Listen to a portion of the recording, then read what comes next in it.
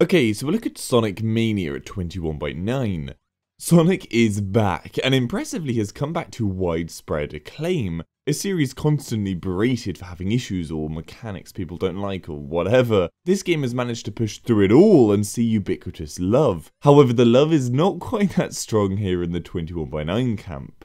So, sadly the game has no ultra-wide support. Everything is black barred. There's no way to make it work on our screens correctly, modding or natively. And it's a shame because, wow, this would look damn epic on a 21.9 screen. Regardless of what you might say about it being unfair that you could see ahead in the level, you couldn't see that much ahead anyway, and seeing as it's a single player game, even if some people thought it was giving an unfair advantage, so what? Leave it to the player to decide if you want to play like that or not. It doesn't affect anyone else.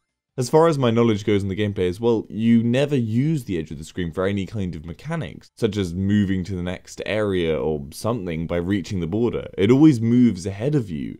So yeah, I would love to see a mod for this. I think it's pretty much a certainty we will never see native support patched in, so yeah, it's going to be down to the work of epic modders to do what the devs didn't.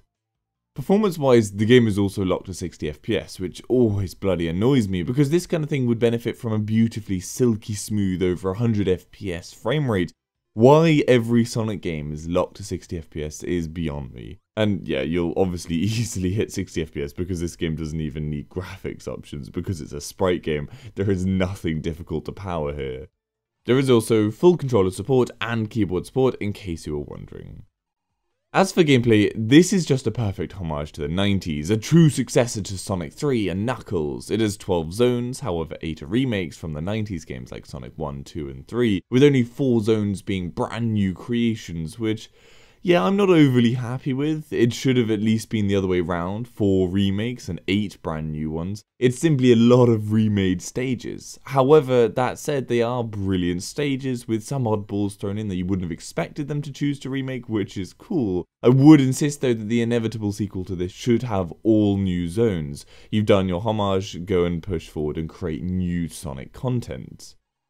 Each stage has a huge number of routes to take and tons of stuff to find and use within them. You can play each level many times before you start repeating routes. If you see the zoomed out map images of what each level looks like, it is quite mental. There are snaking routes all over the place and it really rewards those who explore, take different routes, push to find the fastest, best route through each level.